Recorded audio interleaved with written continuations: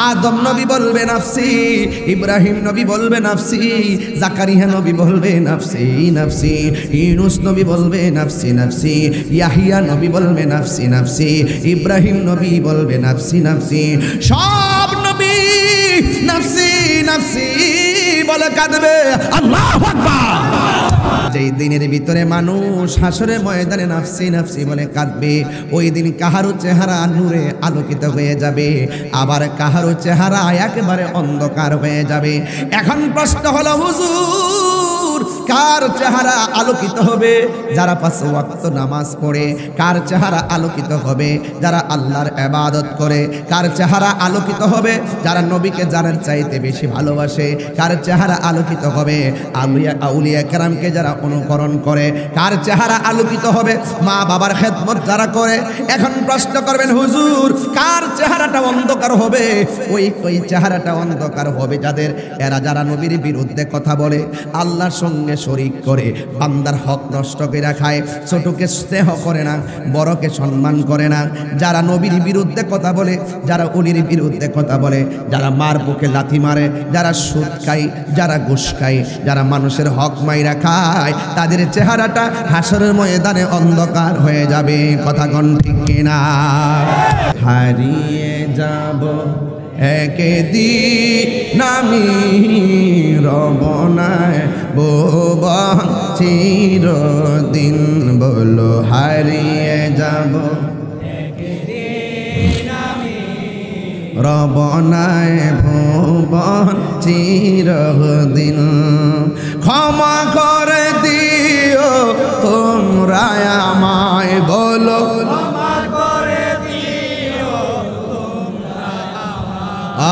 ভুল করে থাকি যদি কোনো দিন, হারিয়ে যাব রমনায় ভুবন চিরদিন। বাঁশি বাগানে বা গোরস্থানে হয়তো দিবে মোরে কবর, তোমরা আমায় যাবে ভুলে, রাখিবে না জানি কোনো কবর। বাঁশি বাগানে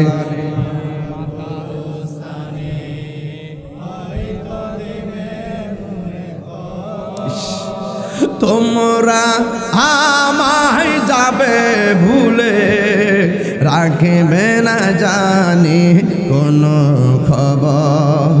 পড়বে কি মনে আমার কথা, ফেলবে কি অস্ত্র কোনো দিন, হারিয়ে যাব আর বনায় ভুবন চিরদিন। বলো হারিয়ে যাব একদিন আমি, রবনায় ভুবন চিরদিন। ক্ষমা করে দিও আয়, বলো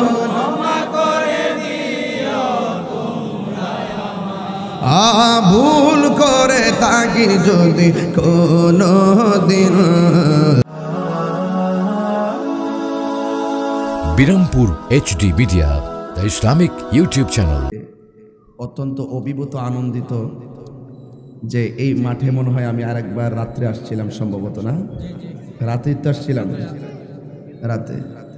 তো এই দিনের বেলা এই প্রখর রৌদ্রের মাঝে যেভাবে আপনারা এসেছেন, মা বোন সহকারে যে একটা ঢল নামছে, যত সময় যাবে মানুষের তত একটা ধাক্কা লাগতেছে দেখতেছি।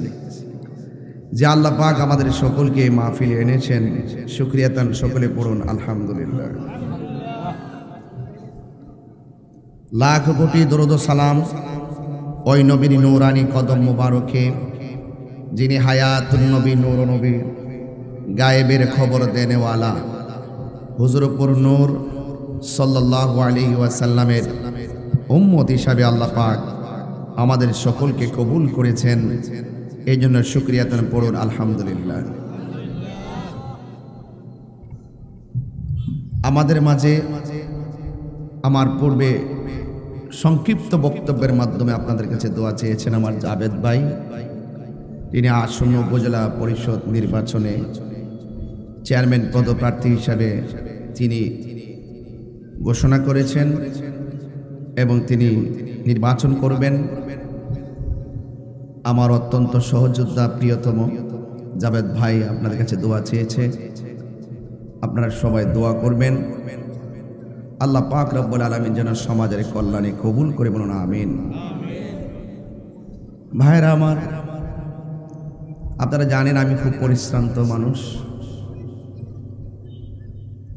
গত রমজানের ঈদের দিন থেকে এই ঈদ পর্যন্ত মাত্র একদিন গ্যাপ ছিল, ঈদের আগের দিন। ঈদের দিনও মাহফিল করছি, এইবার 11 মাস 29 দিন মাহফিল করছি এবং প্রতিদিন 3টা করে, মাসে 90টা, কোনো কোনো মাসের সর্বনিম্ন 80টার নিচে কোনো মাহফিল নাই। এবার আবার শুরু করছি, 11 মাস মাহফিল লেখা আছে। ধারাবাহিকভাবে ইনশাল্লাহ হায়াতে বেঁচে থাকলে মাহফিলগুলো করব। এখানে আমার কাছে একটা জিনিস খুব ভালো লাগছে যে আপনারা এই মাহফিলে সকল মসজিদের ইমাম খতিবদেরকে দাওয়াত করছেন। এই জিনিসটা আমার কাছে অনেক ভালো লাগছে। এটা একটা সম্প্রীতির লক্ষণ, সম্প্রীতির লক্ষণ। হ্যাঁ, আমি মানুষ হিসেবে আমার অনেক ত্রুটি হতে পারে। যদি আপনার সদ ইচ্ছা থাকে আমার ত্রুটিটা আপনি ধরে দিবেন, সংশোধন করে দিবেন। আর আলেমরা যখন মিলে থাকবে সমাজটা সুন্দর দেখা যাবে। কারণ যেহেতু ইমাম খতিবরা সমাজের প্রতিনিধিত্ব করে, কিভাবে? এরা মসজিদের ইমাম, এরা সমাজের সবচাইতে বড় মহান মানুষ, এরা নেতা। এই জন্য আমরা পাবলিক যারা, তারা ইমামদের পিছনে একজাদা করি। তো সুতরাং ইমামরা শ্রদ্ধার মানুষ, কথা বলেন ঠিক কিনা? তো জামাল ভাই, এই মাহফিলে শুনছি কিছু পেসপুস লাগছিল ডিসি মহোদয়ের মাধ্যমে, ইউনূস স্যারের মাধ্যমে এটার সমাধান হয়েছে। শেষ পর্যন্ত আমি মাহফিলটা করতে পারছি। আর আপনারা জানেন আমি কোনো হার্ড মানুষ না, এবং আমি ওই ঝগড়াটে ফ্যামিলি থেকে উঠে আসি নাই।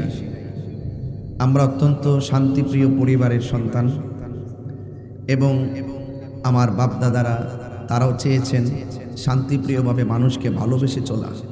এই জিনিসটাকে খুব প্রায়োরিটি দিতেন। টাকা পয়সা কাহারও কম কাহারও বেশি, সবচাই বড় পরিচয় হলো আমি মানুষ। কথা বলেন ঠিক কিনা? মানুষ কাকে বলে? একতা, শৃঙ্খলা, ভালোবাসা, ভ্রাতৃত্ব, মনুষ্যত্ববোধ জাগিয়ে তোলার মাধ্যমে মনের মানসিকতাকে যিনি নূর করতে সক্ষম তাকে মানুষ বলে। আবার শোনেন, একতা, শৃঙ্খলা, ভ্রাতৃত্ব, মানবতা, মনুষ্যত্ববোধ জাগিয়ে তোলার মাধ্যমে নিজের মনের মানসিকতাকে যিনি নূর করতে সক্ষম তিনি মানুষ। তো আপনি মনের মানসিকতাকে নূর করতে পারবেন কিভাবে? ঘর আলোকিত হবে কারেন্টের লাইটের মাধ্যমে, কিংবা মোমবাতি, কিংবা কুফি অথবা হারিকেন। কিন্তু আপনার মনের মানসিকতাকে কিভাবে আলোকিত করবেন? বাহিরের লাইটের তাবার সূর্যের আলো দিলেই, চাঁদের আলো দিলেই ভিতর আলোকিত হবে না। ভিতরকে যদি আলোকিত করতে চান আরেকটা লাইটের কাছে যেতে হবে।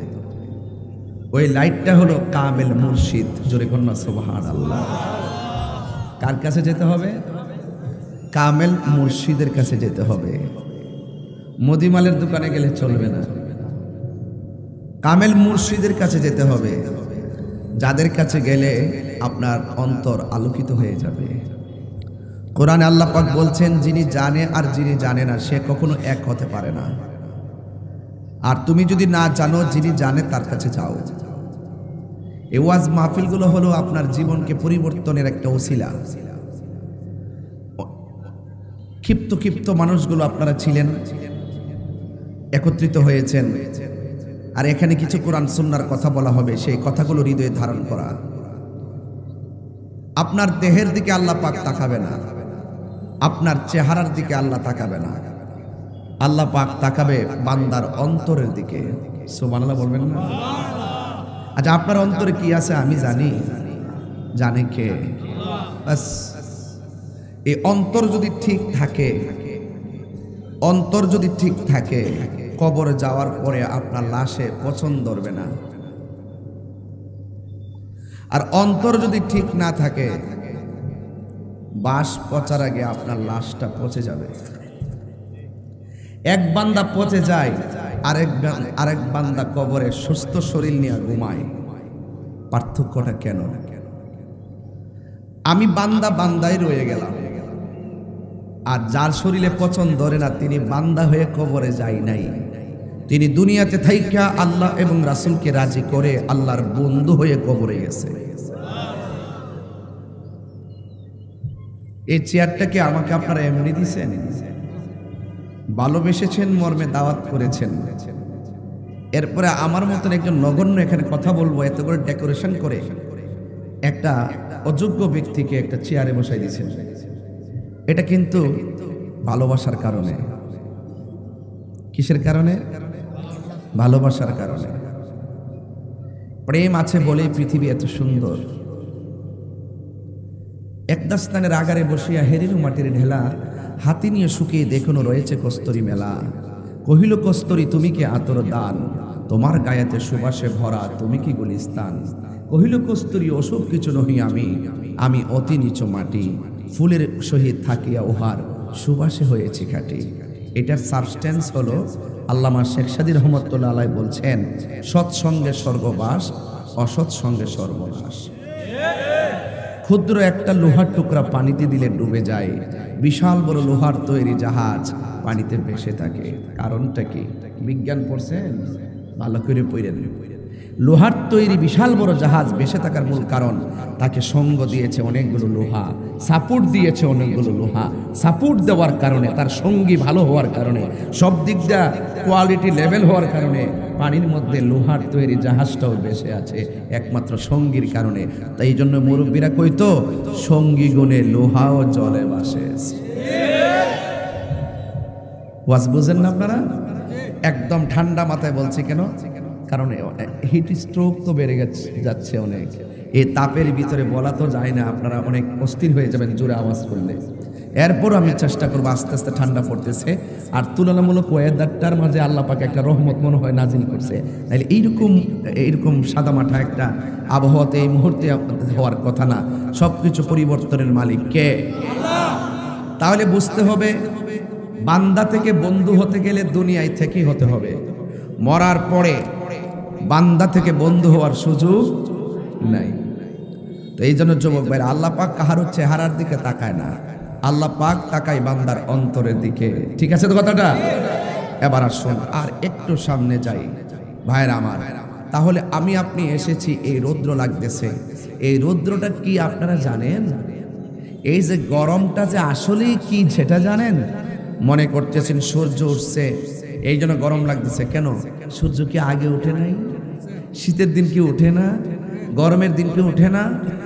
একই নিয়মে সূর্য উঠতেছে, কিন্তু আজকে তো গরম কেন হওয়ার কারণ হলো এই রৌদ্রের যে তাপ, এই তাপটা হলো জাহান্নামের নিঃশ্বাস। কিসের নিঃশ্বাস? জাহান্নামের নিঃশ্বাস। একটু নিঃশ্বাস ছাড়ে আর কি, দেখেন কেমন লাগে। এর চাইতে কয়েক গুণ, কয়েকশো গুণ উত্তাপ হাসর মাঠে অপেক্ষা করতেছে। আরে এটা তো ঘাস আছে, ঘাস, নিচে মাটি আছে, ঠান্ডা মাটি, কিন্তু হাসর মাঠের মাটিটা ঘাস আর ঠান্ডা হবে না। এই মাটিটা হবে তামার মাটি। কিসের মাটি? তামা। তামার উপরে মানুষ হাঁটবে। আর সূর্যটা সেদিন এত না, 12টা মুখ লইয়া মাথার সুরমার কাটি সমান উপরে সূর্যটা চলে আসবে। আচ্ছা, এমন ভাবে মাথায় তাপ দিবে, মাথার যে খুলিটা, পোস্ট ম্যাডাম তো অনেকে দেখেন নাই, আমি সব করে দেখতাম আগে কেমনে করে। এইভাবে বাড়ি দিয়ে এই জায়গাটা খুলে ফেলে, মগজগুলা টেনে টেনে ফেরে করে ফেলে। ওই খুলিটা অটোমেটিকলি সূর্যের তাপে চাঁদি ফেটে যাবে, বাতের মারের মতন টকবক করে ছিটে ছিটে পড়বে। কেউ গিরা পানিতে সাঁতার কাটবে, কেউ হাঁটু পানিতে সাঁতার কাটবে, কেউ কোমর পানিতে সাঁতার কাটবে। আয়েশা সিদ্দিকা রাদিয়াল্লাহু তাআলা আনহা বলেন, ইয়া রাসূলুল্লাহ, সবাই যে উলঙ্গ অবস্থায় উঠবে, একজন আরেকজনকে দেখলে কেমন লজ্জা লাগে না? আল্লাহর হাবিব বললেন, হে আয়েশা, ওরা সবাই ঘাড় বাঁকা করে হাসর মাঠে উঠবে, একটা সেকেন্ডের জন্য কাহার দিকে তাকাইবার সুযোগ পাবে না। তাদের জবানে শুধুমাত্র একটা আওয়াজ থাকবে, ইয়া নাফসি, ইয়া নাফসি, ইয়া নাফসি। সেদিন মানুষ বড় অসহায় হয়ে যাবে। কিয়ামতের পূর্বে মানুষের অবস্থা কি হবে শুনেন। ইমানদারদের বগলের তলে একটা বাতাস লাগবে, সুবহানাল্লাহ বলেন না কেন? এই বাতাসটা লাগার পরে একসাথে ইমানদাররা ইন্তিকাল করবে, জান্নাতের গালিচায় ঘুমিয়ে যাবে। আর কিয়ামতের ভয়াবহতাটা দেখবে শুধু কাফেররা। তো কাফের হবেন না, নাস্তিক হবেন না, মুরতাদ হবেন না, বেঈমান হবেন না, নাফরমান হবেন না। সিন্নি খাইলেন কার দ্বারা, মোল্লা চিনলেন না। যেই কবরে আপনার বাপ যাবে না, যেই কবরে আপনার আপনজন থাকবে না, ওই কবরে আপনার আপন হবে রাহমাতুল লিল আলামিন। তো সেই নবীর শান শুনলে আপনার জ্বলে কেন? তাহিরিকে রূপবানের গান গাইতে আসছে, ছায়াছবির গান গাইতে আসছে, বাধা হবে কেন?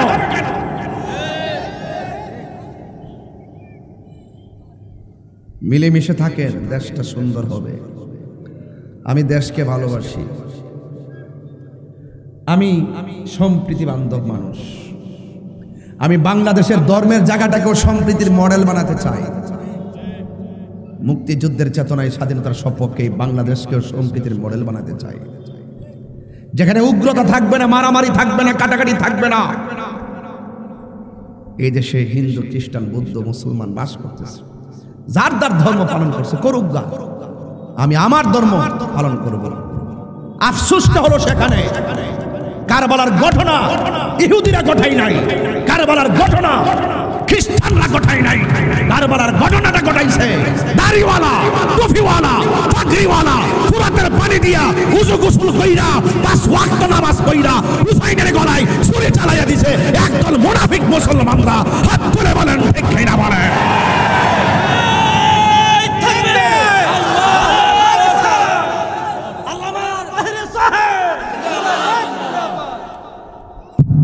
রাগ করে বলছি না, আমার জীবনের সবচেয়ে বড় দুঃখ, এক একজন ইসলামকে এক একভাবে লালন করে, আমি এক একভাবে পালন করি। আমি এক একভাবে, আমি আমার মতো নিজস্ব চিন্তা চেতনায় আমি ধারণ করি ইসলামকে। আফসোসটা হলো সেখানে আজকে ফিলিস্তিন নির্যাতিত, আর তোমরা ফুট্টু ফুট্টু করে মাহফিল বন্ধ করে দিলা। আরে ইসলামের ইতিহাস কি বলে? ইসলামের সবচাইতে বেশি ক্ষতি হয়েছে মুনাফিকদের কারণে, আমরার কারণে। আমরা নিজের মাথায় নিজে কুড়াল মারি। আজকে যদি ইরানের মতো যদি সব ক্ষমতাধর মুসলমান রাষ্ট্র ইসরায়েলের বিরুদ্ধে দাঁড়াই যাইতো, ইহুদির গুন্ডাদেরকে দাফন করে দেওয়া যেত।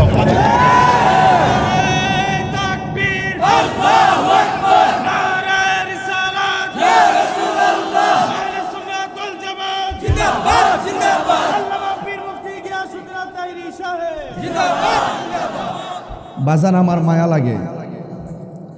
মায়া লাগে, দেখছি ছোট্ট ছোট্ট বাচ্চারা মরুভূমির থেকে ঘাস তুললা মাটি সহকারে ঘাস খাইতেছে ফিলিস্তিনে। আমার কষ্ট লাগে, আপনার না লাগতে পারে। আমার যদি এই তৌফিক দিত, আমি ডাইরেক্ট খ্রিস্টান গান লয়ে নামতাম। আমার যদি সুযোগটা থাকতো, যদি আলি ওই রাস্তাটা যদি সিলেট বা আশেপাশে হইতো, কোন সময় গেলে মেজালাম বলে দেহটা যেমন তেমন, কলজাটা খারাপ না। এখনো মনটা চাই জায়গা ফিলিস্তিন, যাই ইসরায়েলের গুন্ডাদেরকে সাইজ করি। আজকে আমরা মুসলমান নিজেরা এখন ঐক্যবদ্ধ হতে পারি নাই, এই জন্য আজকে আমাদের এই অবস্থা। নাইলে আমাদের অবস্থা এমন হতো না। আঙ্গুল দেওয়া দিয়ে বন্ধ করেন। আজকে আমি প্রথম বলছিলাম যে এই মসজিদের ইমাম খতিবগুলো দেখতে ভালো লাগছে, এক একজন আমার সাথে আকীদারও মিল নাই। নাম কিন্তু দিয়েছেন ঠিকই, আমি মনে করি।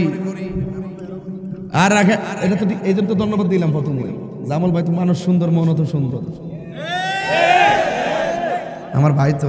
আমরা আবার মারফতি ভাই সবসময় আমরা সাথে লেনদেন যোগাযোগ আছে, মারাবাজের এখন ভাইয়ের আমার। এই ইমাম এই খতিবগুলো একসাথে স্টেজে আসলে কেমন লাগলো? আইতো না, আইছে কম আইছে। আবার জামাল ভাই এটারে আরো বড় করে করবেন, সব হুজুর আইনা বইবেন। আমার পর আমি কম হইলে আমরা বুঝাই নিন, নাইলে আপনারা বুঝাই। জাবেদ ভাই কি করে? জাবেদ ভাই কথা ঠিক আছে নি? ওইলে আমারে বুঝাই নিবেন, নাইলে আপনারা বুঝাইবেন। একটা তুইব সব মিলা জিলা লন ফিলিস্তিন যাই, না যাইতে পারলে টাকা পয়সা যাও আছে দূতাবাসে নিয়ে দেই, প্যালেস্টাইন দূতাবাসে, এখান থেকে খাবার ফিলিস্তিন পাঠাবো। আর রাতের অন্ধকারে আমরা হুজুররা মিললে তাহাজ্জুদের নামাজ পড়া, সালাতুত তাসবিহ নামাজ পড়া, চোখের পানি ফালাইয়া তাদের জন্য দোয়া করব। এই চোখের পানি ইসরায়েলের গুন্ডা বাহিনীর জন্য ক্ষেপণাস্ত্র হয়ে যাবে, ক্ষেপণাস্ত্র হয়ে যাবে, ক্ষেপণাস্ত্র হয়ে যাবে। কথা বলেন।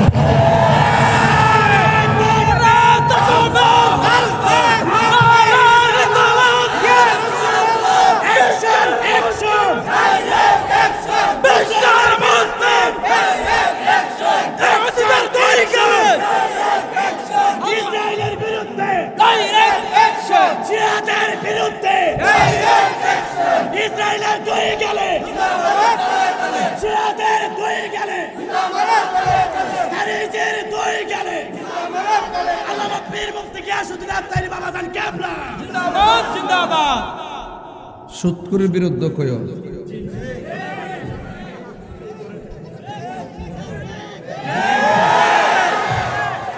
সুৎকুরে সাইজ করতে আমার যে আরাম লাগে, একটু পরে ধরুন। মাঠটা পড়ছি না, আমি তো কম মানুষ দিকে অভ্যাস নাই। হ্যাঁ ঠিক আছে তো, এবার বোঝা যায় এখন মোটামুটি একটা নমুনা হইছে। আমি যতটুকু ওয়াজ করছি, আপনি কি মনে করেন না যে ভালো ওয়াজ করছি? আমি কি কাউরে সার দিয়ে কথা কইছি? তাহিরি কি সার দিয়ে কথা কর? যাক ভাইয়ের আমার, আমি বিজয়নগর, আমাদের ব্রাহ্মণবাড়িয়া বিজয়নগর, আমরা এক আসন, ঠিক না? আমরা মিলেমিশে থাকতে চাই, চাই কি চাই না? গভীর মনোযোগ আমার যুবক ভাইয়ের, আল্লাহ রাব্বুল আলামিন বলেন, আল্লাহু লা ইলাহা ইল্লাহু লা ইয়াজমা'আন্নাকুম ইলা ইয়াউমিল কিয়ামাতি লা রাইবা ফীহি ওয়া মান আসদাকু মিনাল্লাহি হাদীসা। আল্লাহ রাব্বুল আলামিন বলেন, আল্লাহ হলেন তিনি যিনি ছাড়া কোনো মাবুদ নাই, সেজদা পাওয়ার মালিক হলো একজন। জবান খুলে বলুন তিনি কে? আল্লাহ বলেন তিনি লা ইয়াজমা'আন্নাকুম ইলা ইয়াউমিল কিয়ামাহ, অবশ্যই তোমাদেরকে একত্রিত করবেন কিয়ামতের দিন। লা রাইবা ফীহি, যে দিন সম্পর্কে কোনো সন্দেহ নাই। ওয়া মান আসদাকু মিনাল্লাহি হাদিসা, আল্লাহর চাইতে আর কে সত্যবাদী হতে পারে? ইন্নাকা লা তুখলিফুল মিআদ, নিশ্চয় আল্লাহ রাব্বুল আলামিন ওয়াদা খেলাফ করে না। কথা বলেন ঠিক কিনা? এই জন্য আল্লাহ রাব্বুল আলামিন আমাদেরকে একত্রিত করবেন। একত্রিত করার ব্যাপারে আল্লাহ রাব্বুল আলামিন কোরআনে বলেন, ফাকাইফা ইযা জামা'নাহুম লিয়াউমিল লা রাইবা ফীহি ওয়া ওয়ুফিয়াত কুল্লু নাফসিন মা কাসাবাত ওয়া হুম লা ইউজলামুন। আল্লাহ রাব্বুল আলামিন বলেন, ফাকাইফা, কেমন হবে? ইজা, যখন জামানাহুম, তাদেরকে একত্রিত করা হবে, লিয়াউমিন, ওই দিনের মধ্যে, যেই দিন সম্পর্কে লা রাইবা ফীহি, কোনো সন্দেহ নাই। ওই দিনটার নাম হলো কিয়ামতের ময়দান। জোরে কন্না ঠিক কিনা? ওই ময়দানটা আল্লাহ কেন করবেন? আল্লাহ রাব্বুল আলামিন কোরআনে বলেছেন ওয়া বুফিয়াত কুল্লু নাফসিম মা কাসাবাত। দুনিয়ার জমিনে মানুষ যা কিছু করেছে সব কিছু সম্পূর্ণ পূর্ণভাবে তাদেরকে প্রদান করা হবে। যাররা যাররা পরিমাণ যারা ভালো কাজ করবে, যাররা যাররা পরিমাণ যারা মন্দ কাজ করবে, আল্লাহ রাব্বুল আলামিন ভালো কাজের প্রতিদানগুলো আল্লাহ নিজে দিবেন, আবার মন্দ কাজের প্রতিফল বান্দাকে দান করবেন।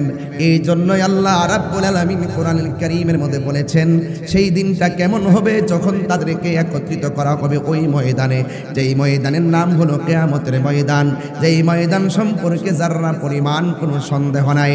পাপ পুণ্যের হিসাব হবে ওই ময়দানে। আল্লাহ রাব্বুল আলামিন কোরআনে বলেছেন ফামাইয়ামাল মিসকাল যাররাতিন খায়রান ইয়ারা ওয়া মান ইয়ামাল মিসকাল যাররাতিন শাররান ইয়ারা।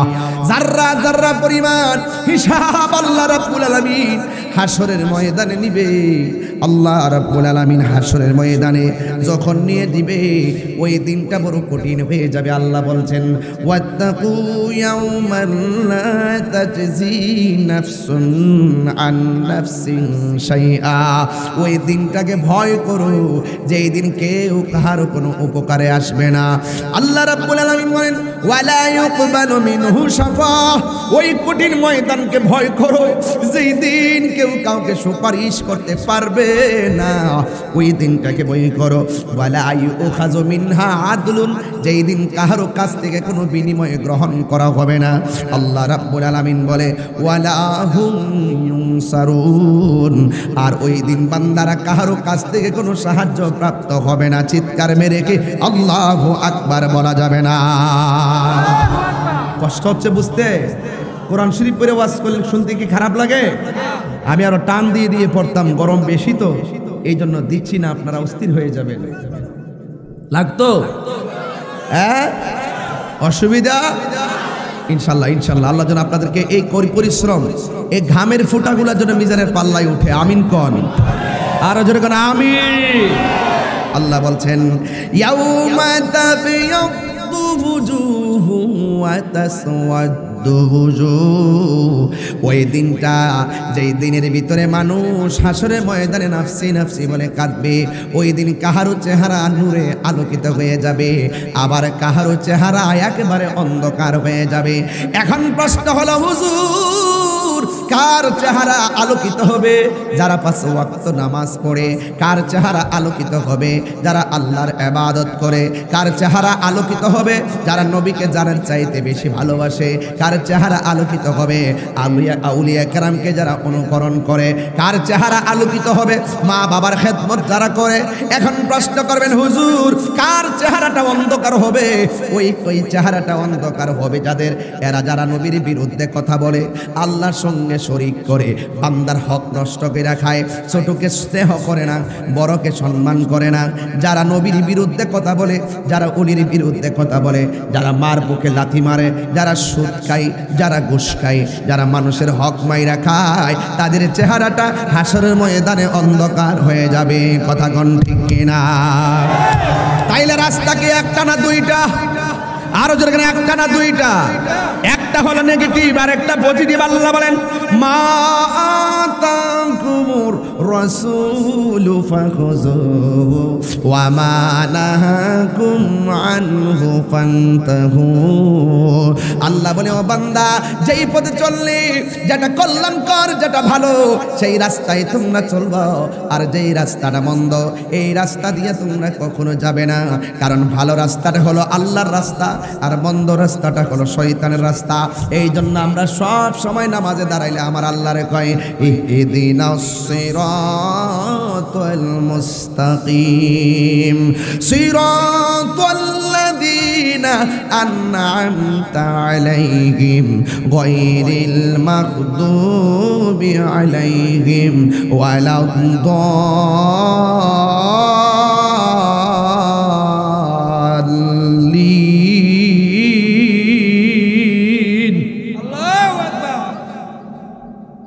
চালাও সে পথে যে পথে তোমার প্রিয়জন গিয়েছেন চলি, প্রিয়জন মানে আল্লাহর ওলিগণ।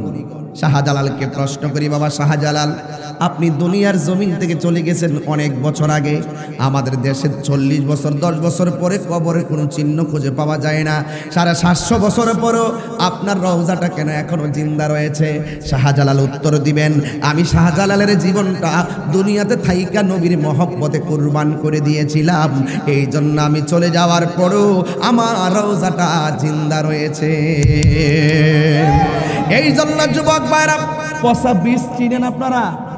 পচা বীজ মাটিতে লাগালে কি গাছ উঠবে? কথা বলেন না কেন? এই ছেলে, এই কে কে কি, তুমি কোথায় যাচ্ছ?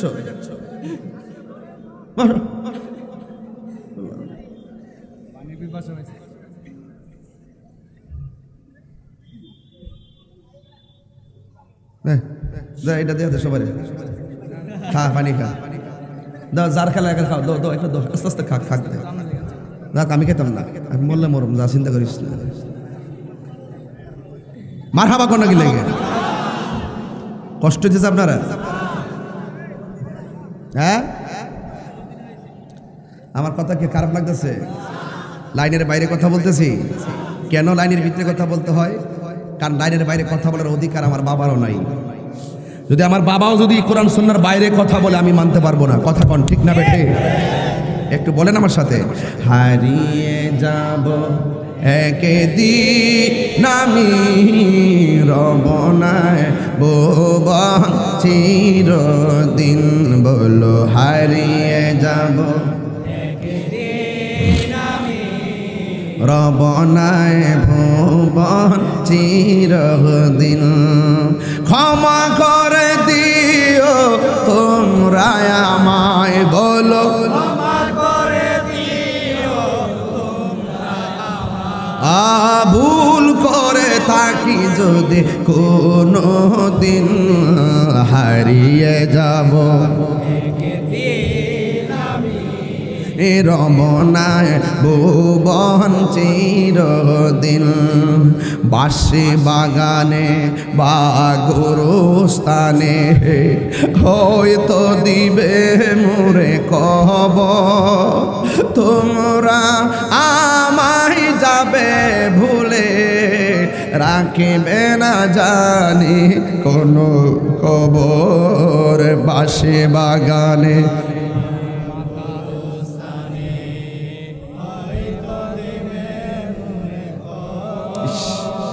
তোমরা আমায় যাবে ভুলে, রাখবে না জানি কোনো খবর। পড়বে কি মনে আমার কথা, ফেলবে কি অস্ত্র কোনো দিন, হারিয়ে যাব আর বনায় ভুবন চিরদিন। বলো হারিয়ে যাব একদিন আমি, রবনায় ভুবন চিরদিন। ক্ষমা করে দিও আয়, বলো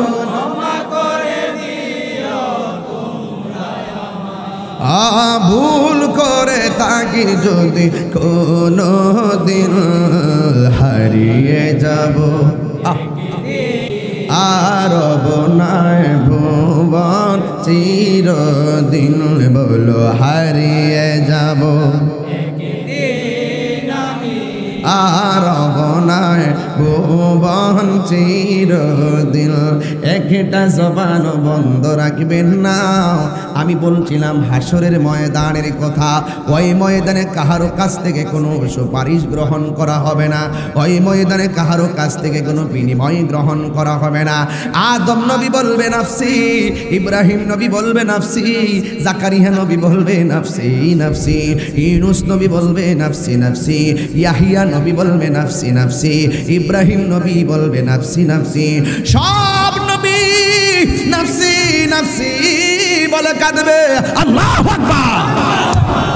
ওই কঠিন মুসিবতে আল্লাহ রাব্বুল আলামিন 7 প্রকারের মানুষকে আরশে আজিমের নিচে ছায়া দান করবে। কয় প্রকার? 7 প্রকারের মানুষকে আমার আল্লাহ আরশে আজিমের নিচে ছায়া দিবে। এর মধ্যে 1 নম্বর কেডা? 1 নম্বর হলো ন্যায় বিচারক। যারা ন্যায় বিচার করবে এদেরকে আমার আল্লাহ আরশে আজিমের নিচে ছায়া দিবে। 2 নম্বর কেডা? 2 নম্বর যার মনটা বাজারে টিকে না, যার মনটা মসজিদে গেলে আল্লাহর প্রেমে দিওয়ানা হয়ে যায়। বড় দুঃখজনক হলো সত্য, বর্তমানে বাজারে লোকের অভাব নাই, মসজিদে মুসল্লির ধৈর্য নাই। কথা কোন ঠিক কিনা?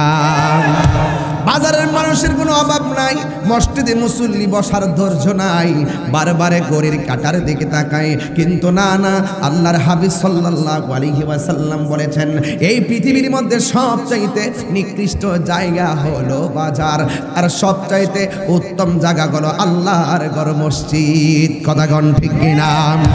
এই জন্য আল্লাহর হাবিব বলেন যার মনটা মসজিদের মধ্যে পড়ে থাকে, ঘর ভালো লাগে না, মসজিদ ভালো লাগে, বাজার ভালো লাগে না, মসজিদ ভালো লাগে। কিছু কিছু মুরব্বী দেখবেন শেষ রজনীতে আজান দিলে ঠাস করে উঠতে যায়, উজু কইরা সোজা মসজিদে চলে যায়।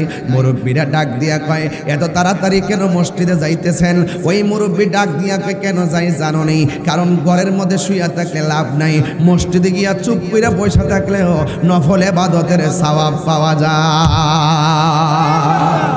এই জন্য যুবক আল্লাহর হাবিব বলেন হাসরের ময়দানে যাকে আরশে আজিমের নিচে ছায়া দিবে এর মধ্যে 1 নম্বর হলো আদেল ন্যায় বিচারক, 2 নম্বর হলো যাদের মনটা মসজিদে পড়ে থাকে। আবার এখানে আরেকটা ভাগ আছে, কই জিকির শুনলে যার মনটা পাগল হয়ে যায়, জিকির শুনলে যার মনটা দিওয়ানা হয়ে যায়, জিকির শুনলে তার ভালো লাগে। আমার দেশে কিছু তরিকাপন্থী মানুষ আছে, দেখবেন জিকির করলে শরীরটা পাতলা হয়ে যায়। কথা কোন ঠিক কিনা? আরে আমি যখন জিকির করি অনেক মানুষকে আমি ভণ্ডামি করি, আমি যখন জিকিরে সামা গাই লোকেরা আমাকে মাজার পূজারি বলে বোলাই, কিন্তু না না, জিকির করলে কলবের খাদ্য হয়ে যায়। এই মাত্র চেয়ারম্যান বাইরে ঘরে মাছ দিয়া ভাত খাইলাম, দেশি মুরগি দিয়া খাইলাম, আবার গরমের ভিতরে ডাইলের ভিতরে আম দিয়া মাথাটা পুরা গরম। শান্তি লাগছে নিও কিসব হুজুর? মানে ডাইলের ভিতরে আম দিয়া দেখে লুল পড়তেছে, জিভ বা ফেসাস কিল লাগে বেটা, স্টিচ বিলে ভেঙে যেতেছে কেন? স্টিচটা বাংলে এমনি গেলাম আমার অবস্থা ভয়াবহ, মানে স্টিচ ভেঙে পড়লে সারা দেশ আউলাই যাবো। এমনি একবারে এই দিন আমি মরছি না কয় মিলে মরে গেছি। ফেসবুকে লেখছে তাহির হুজুর না ফেরার দেশে চলে গেছেন, আল্লাহ ওনাকে জান্নাতবাসী করুক। হ্যাঁ আমার বাস এখান থেকে যাক দোয়াটা ভালোই করছে, জান্নাতে যাইতে গেলে তো ভালোই। কিন্তু তুই যে আমার যে জিনজিন অবস্থা মেরে লেছ ফেসবুকে, এইটা হইন না কত মানুষ আমার ফোন দিতেছে। একবার আমার ফোন দিয়ে হুজুর আপনি বলে মারা গেছেন। আমি কি মারা গেলে তুই কথা কস কার সাথে? পুরো মাথাটা পুরো এলেবেলে হয়েছে কেন? আর অনিষ্টিস ব্যাঙ্গে বললে শত্রুপুর কইব যে তাহিরের ব্যাঙ্গা মাইরে দিছে। প্রেমের আগুন শুনেন শুনেন, আমাদের আমি বালা করেছি কিছু ফুলাফান ঢুকছ, আবার পাম্পমদা কইতাল্লা এটারে ফুজি করতা নিয়া, পরে ইউটিউবে সাইরা তোমরা করবা ব্যবসা আর আমার দিব পরাগ বাস। এটা আমি বুঝ চালাইছি বাজান। তখন আমি একটা আগের থেকে একটু বেহ হয়েছি, ঠিক আছে? হ্যাঁ বাজান, আমি যে কথা কইতেছ একটু ওয়াজ করো। উপজেলা ভাইস চেয়ারম্যান পারতিনি? আচ্ছা আচ্ছা, ও আচ্ছা আচ্ছা, মার্শাল। এটা কি তা মুফতি রিয়াদন বাড়ি সিরাজি বিজয়নগর উপজেলার চেয়ারম্যান পদপ্রার্থী না? তো মাইকদের দোয়া চাইন একটু পরে। হ্যাঁ আচ্ছা আচ্ছা, দোয়া চাইন, আপনারা চেষ্টা করে যান। আর 6 জন প্রার্থী হলে আমার অসুবিধা নেই, আপনারা চেষ্টা করে যাবেন। যে চেষ্টা করবো হ্যাঁ পাইব, বাজেট উপর্তি কইব। কথা কন ঠিক না বেটি? চেষ্টা কোনো ত্রুটি করেন না, কথা কন ঠিক কিনা? উপর থেকে ভাই চাল হইব, চেষ্টা না করে গর্ব থাকলে হইব। চেষ্টা করেন, আমিও তো চেষ্টা করি। আমি কিন্তু দেখেন সুনামগঞ্জ যখন বন্যা হয়েছে আমি কি গর্ব হয়েছি? কথা কন না, আমি গেছি কিনা? আমার যোদ্ধরা তৌফিক আছে, বস্তা কান দোলে নৌকা থেকে নামে পানিতে বিদ্যা গড়ে করে ত্রাণ দিয়েছি, দিছি কিনা? আবার কই চট্টগ্রাম সাতকানিয়া চক্রিয়া চন্দনাইশ বৃষ্টির পানিতে পড়ে সব বাড়িঘর তুলি ফুটি হয়ে গেছে গা। রাত্রেবেলা দৌড়াইয়ে গেছি গা, যাইয়া গাছ গাঠকি কান্দ লয়ে লয়ে গরুর মধ্যে নিয়ে দিছি। কইও আসলে খাউনটা বড় না, এরা আমরা দেখছে দেখকে সেটা মনে শান্তি পাইছে। কথা কোন ঠিক না বেটি? যে তাইরুজের সন্দনা স্টিলে বাপরি বান্ডেল কয়েকটা কোন লাগে, আর এই তাইরুজুর এমনি গেছে ঘরে ঘরে, এরা তো খুশি আত্মহারা। হুজুর আমরা মনে হয় যে আপনারা ভাই আমরা অক্সিজেন পাইছি, আপনি যা আইছেন আমরা খুশি হয়েছি। আমার যতটা তৌফিক আছে আমি চেষ্টা করুন মানুষের বিপদে ফাঁসে দাঁড়াবেন। করোনার ভিতরে রাতের অন্ধকারে ঘরে গিয়া ঢুকে মানুষের খবর নিছি, চেষ্টা করি যতটা তৌফিক আছে ওদের। আরে দূরত্ব কোনো ব্যাপার না, যদি ভালোবাসা থাকে।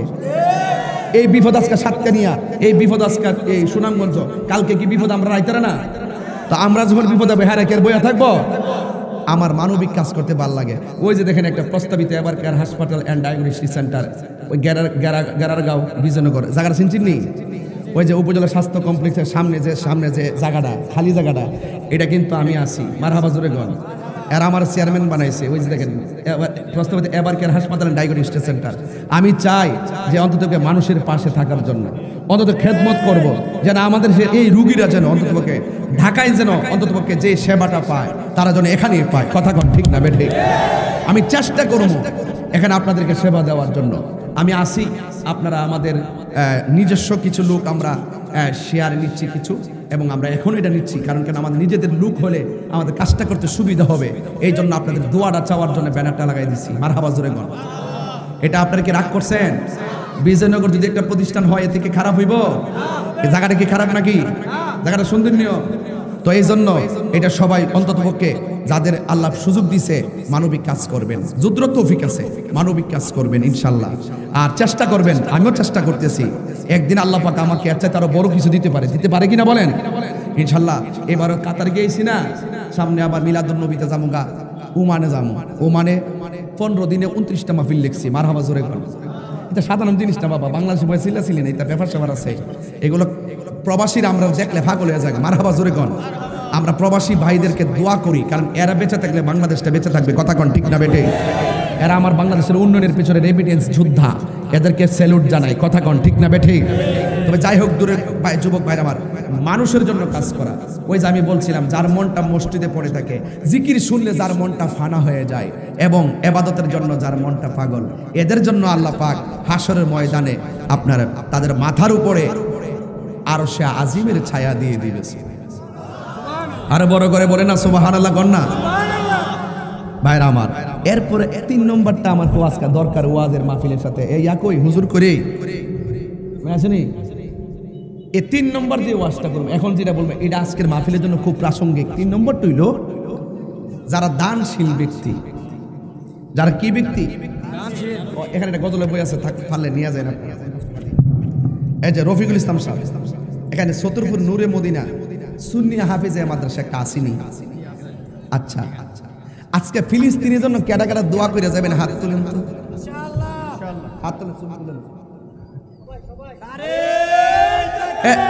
দুই হাত, দুই হাত, দুই হাত, দুই হাত। বিশ্বের মুসলিম এক হোক, এক হোক। বিশ্বের মুসলিম এক হোক, এক হোক। ফিলিস্তিনের পক্ষে মারহাবা গান। ফ্যাস লাগাইছ না কিন্তু আবার। কালকে আবার দুর্গাপুর গেছে মাহফিল করতে, একবার স্লোগান দিতেছে, ক ফিলিস্তিনে হামলা কেন? বিশ্ব মুসলিম জবাব দে। মুসলমান মারতাছে, মুসলমান বলে জবাব দিত। হ্যাঁ কবে জাতিসংঘ জবাব দেয়, এক মুসলমান জবাব দেয়। পরে হালকা একটু কমিটি হইলেছি, আল্লাহ বাঁচাইছে।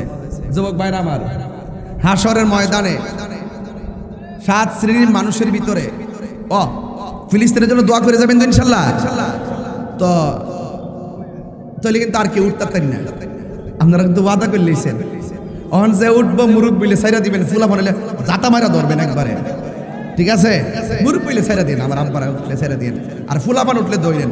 আমি একটু কথা বলি, এই আল্লাহ বলছেন হাসরের মাঠে 7 শ্রেণীর মানুষকে আরশে আজিমের ছায়া দিবে। এর মধ্যে 3 নম্বর হইল যারা দানশীল ব্যক্তি। জোরে কন্যা সুবহানাল্লাহ।